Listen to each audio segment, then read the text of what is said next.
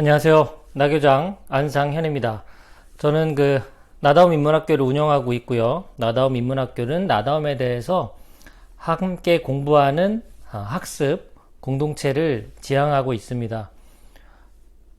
요즘 제가 애니어그램 관련해 가지고 애니어그램의 지혜라는 책에서 9가지 유형의 자아 형성 과정에 대한 이야기를 정리를 했었습니다. 요즘 제가 읽었던 책 중에 양창순 박사님이 쓰신 명리심리학이란 책을 읽었는데요. 그 안에 있는 내용 중에서 애니어그램과 연결될 수 있는 내용이 하나가 있어서 오늘 정리를 좀 해보려고 합니다. 여러분들은 사주 좋아하세요? 사주 보러 자주 가십니까? 저는 사실 사주에 대해서는 전혀 관심이 없었다가 2016년인가요? 그때 이제 사주 명리학 전문가이신 분과 함께 1년 정도 함께 동업을 한 적이 있어요. 그래서 그때 인연으로 사주 명리학에 대한 관심이 생겼고, 그리고 좀 어떤 식으로 그런 사주 분석이 되는지 좀 공부를 한 적이 있었는데요. 이제 양 박사님이 지으신 명리심리학 책에서 이제 그런 이야기도 나오고, 또 제 생각도 좀 정리를 좀 해보려고 합니다. 기본적으로 우리가 사주를 갖고 태어납니다. 사주라는 것은 태어난 해, 월, 일, 시예요. 8글자죠.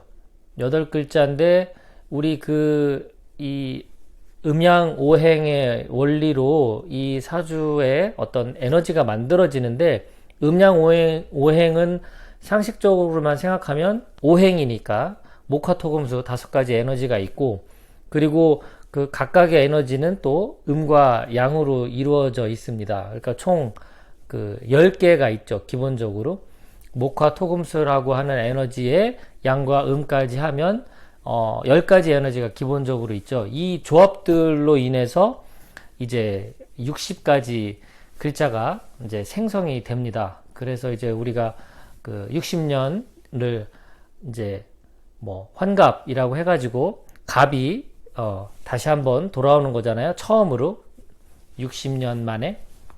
그래서 환갑을 또 의미 있게 보기도 하는데요. 자, 말씀드리고 싶은 건, 우리가 태어날 때 생년 월일 시 해서 이 8글자밖에 가지고 태어나지 못한다라는 것이 커다란 의미가 있다는 뜻입니다. 출발 자체가 결핍에서부터 출발한 거죠. 완벽한 오행을 다, 음양과 오행의 조합으로 완벽하게 태어나는 사람은 없다.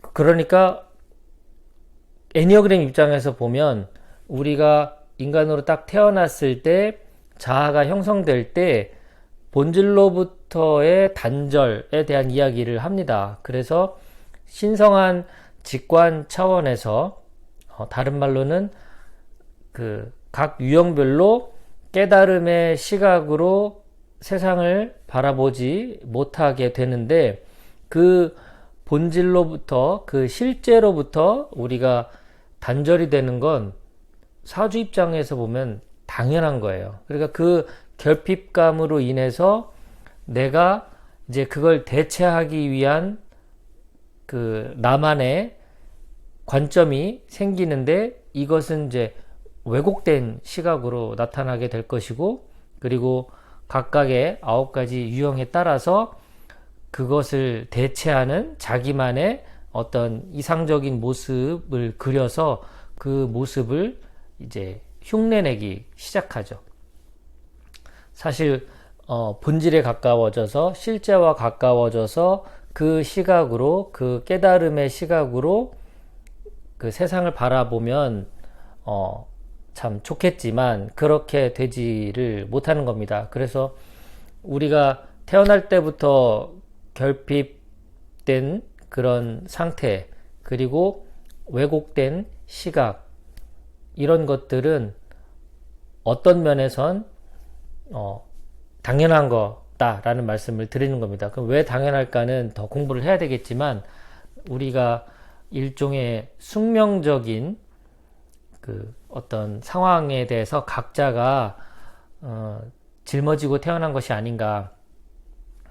각각의 영혼이 실제로부터 멀어진 상태에서 태어나서 그 멀어진 정도만큼에 대해서 각자의 공부거리가 생기고, 그리고 이 공부거리를 통해서 우리는 일생을 자기만의 영적 성장의 길을 가는 것이 아닌가, 그런 생각이 들어서 오늘 한번 짧게 그렇게 정리를 해본 겁니다.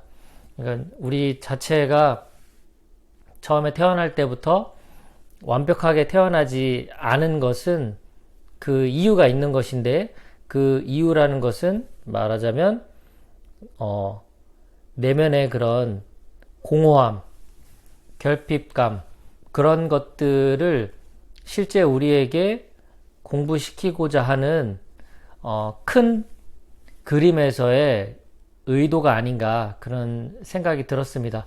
우린 그 공부를 통해서 이제 세상을 자기만의 시각이 아닌 그 내 내면의 본성, 그리고 실제의 관점에서, 정말로 깨달은 상태에서의 관점에서 실제 모습을 보기를 바라는 어떤 조물주의 의도라는 생각이 들었습니다.